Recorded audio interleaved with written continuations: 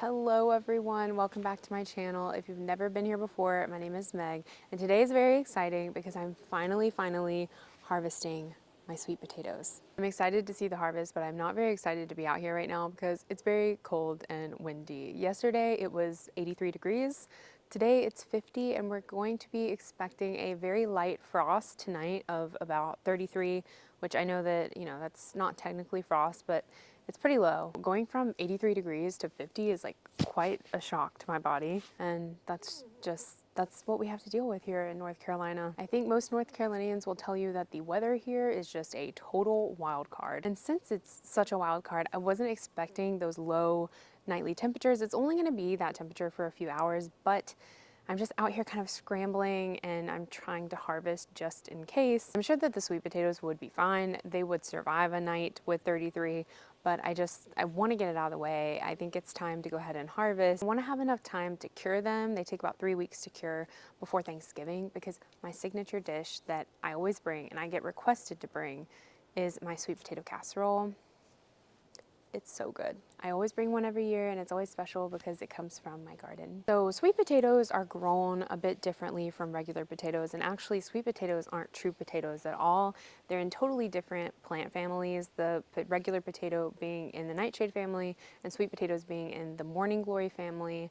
So they're called potatoes, but they're different and they grow very differently. Sweet potatoes are grown from what we call slips, and unfortunately I don't have any footage of me planting these slips back in June, but basically it's just a piece of the sweet potato that has sprouted, and then you need to root it, and then you can plant out the slips and the foliage will start to vine like you see here. And meanwhile, those sweet tubers that we know and we love are growing underground. While regular potatoes are cool weather crops that are typically grown in early spring, sweet potatoes are heat-loving crops. So here in Zone 7B, we typically don't plant them out until June when those temperatures have rised and it's nice and hot. That's the weather that sweet potatoes love. So this bed of sweet potatoes has been growing for about 5 months now, and usually sweet potatoes are ready to be harvested anytime after 3 months. They might be a little small if you harvest them around 3 months, but you can totally eat them around that time if you want. What I like to do is I like to leave them in the ground as long as possible, all the way up until the first frost, which is why I'm harvesting them today. All right, so the time has come. Let's go ahead and get to harvesting. So we have all of these vines here, and first I'm just gonna cut them all back just to make room so that I can actually see what I'm doing.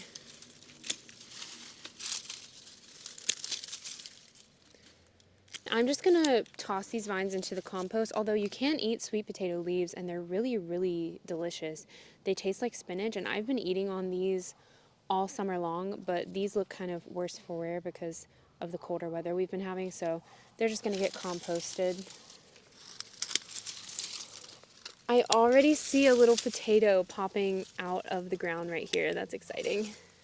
I always get so excited to harvest any type of potato or anything that grows underground because you just never know what you're going to harvest, and it's exciting. It's like being a kid again. A lot of people, when they're harvesting sweet potatoes, they like to use a pitchfork and just kind of put the pitchfork into the soil and rustle it up and kind of lift the potatoes up. I feel like that kind of runs the risk of you damaging the potatoes. You don't really want to damage any of the potatoes because they can rot while they're curing, so that's no bueno. So what I like to do is I like to use a gentler method, and I just like to kind of locate the potato and use a spade to gently pull them out. But I'm gonna move the irrigation out of the way. Let's just move the whole thing. All right, I see the first potato. It's right here. And I kind of just like to use my fingers to kind of feel around, and I'm gonna gently try to pull it out. There we go, our first little sweet potato. So cute. Here's another little one, little baby one. They can really be tricky to harvest. Like this one, I already broke off a piece of it on accident. Oh, look at this one. This is a nice one. Perfect. That one was kind of hard to get to though. It was like deep in there. I had my sweet potatoes planted in a different bed last year where the soil was much more loose, and this soil, it needs a little bit of amending. It doesn't have the best, it's not like the loosest soil in the world. All right, I can see one here, and dang it, some of the skin, see how easy it is for the skin to peel off? Oh, look at this one. That's a nice one too. What a weird little shape. I probably made a mistake planting these slips too close to the grapevine because these grapevine roots are everywhere, and that probably was not the best decision. They probably did not have a lot of room to grow because look at all of these grapevine roots. Over here, I already see a couple of them popping out of the soil. Here's one, that one's really tiny. Here's another one. That's a decent sized one. And I can see another one under here. These are growing in some weird shapes. Here's one, another baby. These are not as big as I expected. I have one slip that I planted in a totally different bed, and I really am curious to see how those are compared to the ones out of this bed. Let's keep going. I see one popping out of the ground right here. Oh, this one's gonna be a good one. Look at that. This one's so perfect. Ooh, I can fill this one and it's gonna be a big one, or a bigger one. Try to get a hold of this one. Nice. That's a chunky one. This is like the perfect portion potato. Oh, look at this one. This one's tiny, but it's cute. Got one over here I can see poking out.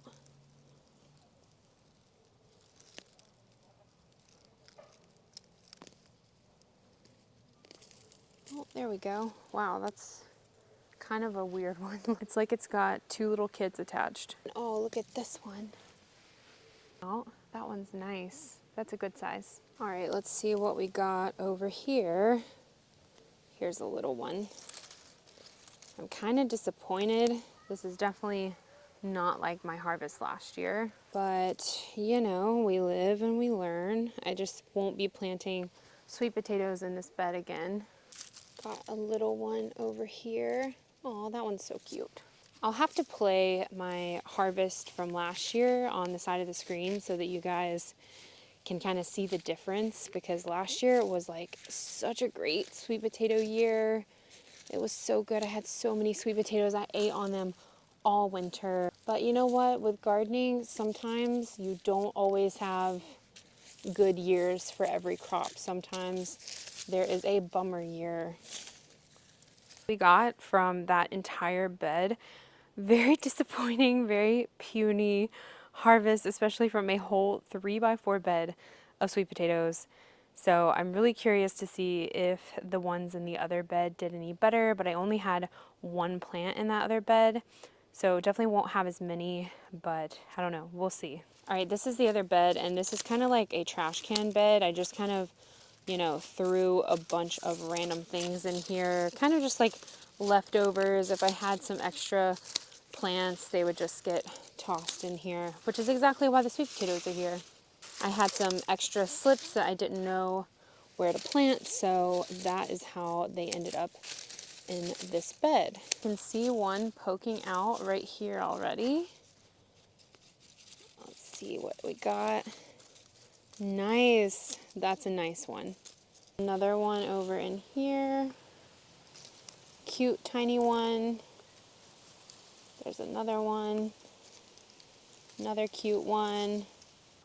Well, this is what we got from the other bed. So I did not get quite as many sweet potatoes as I would have liked, but it's okay. At least I still got some. I'm not quite sure what went wrong this year. I mean, I did everything that I did last year. I just planted in different beds. So I think that in the first bed, the soil was definitely a little bit too compacted. And I think planting it in the same bed that that grapevine is planted was a mistake, because I guess I didn't realize how extensive the grapevine root system is, and I think it was just in the way. When you're growing something like a root vegetable that grows underground, there kind of needs to be zero interference with other plants, especially big perennials like grapes. So that was my bad. I learned from it. Definitely won't be planting sweet potatoes in a bed like that again. I was like, should I even post this video? But I need to post the successes and the failures. And I'm not really saying that this is a failure, because a total failure would have been 0 sweet potatoes. I mean, I still got sweet potatoes. So I guess I'm going to post my disappointments as well. 5 months of taking up an entire 3x4 bed and then another plant and another bed. It's a little bit of a disappointment. But anyways, we will move on. I'm going to cure these, but I am running out of daylight here. The time change is, not to be dramatic, ruining my life. So I will come back tomorrow and talk to you guys about curing. I'm gonna let these kind of hang out in the greenhouse overnight. They'll be totally fine. And we will start curing tomorrow. One thing I do want to note is that I did not wash these. You don't want to wash them, don't want any kind of liquid to get to them while they're curing. You want to leave them dirty, and then after they're cured we can brush the dirt off. But just, it's important, don't wash them. I know that the first thing that you want to do when you see dirty potatoes is to wash them, but you can't. All right, I'll see you guys tomorrow. I was trying to take a thumbnail pic and just got dirt all in my hair. Hello, it is the next day, but I was busy scrambling trying to get everything harvested today because we had a pretty hard frost last night and the whole garden basically died. So it's evening time again and I'm losing daylight yet again, but I just wanted to go over curing really quickly. I'm not an expert in curing sweet potatoes, but I'll tell you how I do it anyway and how I've done it for the past 3 years now, and my sweet potatoes have been delicious. If you go on the Google and you type in how to cure sweet potatoes, you're gonna get a lot of conflicting information. You're gonna get a lot of different methods, and you're gonna be thinking, what is the right way? And the proper way to cure sweet potatoes is very difficult. To properly cure sweet potatoes need humidity. They need to lock in that moisture. That is what helps them become more sweet. And so it's recommended that they are stored in a very warm and humid place for a few weeks. And then for the last 6 to 8 weeks, you're going to drop down that temperature and that humidity and store them for longer. For the first couple weeks, they want a temperature between 80 to 85 degrees, and they want a humidity around 90 degrees. And for the last 6 to 8 weeks of curing or storing, they want a temperature of like 50 to 60 degrees and then a humidity, I think around the same, like 50 to 60% humidity. I might be wrong about that. That's all very controlled. And for a lazy gardener like myself, I don't have the brain capacity to do all of that. So what I do is I like to lay out my sweet potatoes in my greenhouse, which is somewhere that is warm and humid. Do I care about tracking the exact warmth and humidity? No. Leave them in my greenhouse for a few weeks and then I'll take them inside to store. Basically, the longer a sweet potato sits and cures, the sweeter and tastier it's going to be. That's why if you were to rip a sweet potato right out of the ground and eat it, it's going to be starchy. It's not going to be very sweet. Although I have eaten one like that before and like it wasn't bad. It just wasn't, it just wasn't as sweet as it could be. We have 3 weeks until Thanksgiving until I need to make my sweet potato casserole, and that's not a long time, so they might not be the sweetest that they could be, but I mean, sweet potato casserole is like full of sugar anyways. You don't really need the sweet potatoes to be that sweet. So that is my very, very lazy method of curing sweet potatoes, and they may be sweeter or tastier if I were to scientifically control the heat and the humidity, but I'm way too lazy for that. What I do works for me. Let me know what you do in the comments. I'm really curious to see other people's methods. Maybe I'll see something that I would want to try. Thank you for coming along with me on this harvest. Even though it was disappointing for me, it was still fun, and I hope that you had fun. If you enjoyed this video, I would really appreciate it if you would give it a thumbs up, if you would subscribe, and don't forget to check me out on Instagram, TikTok, and Facebook. I'll see you guys in the next one. Bye!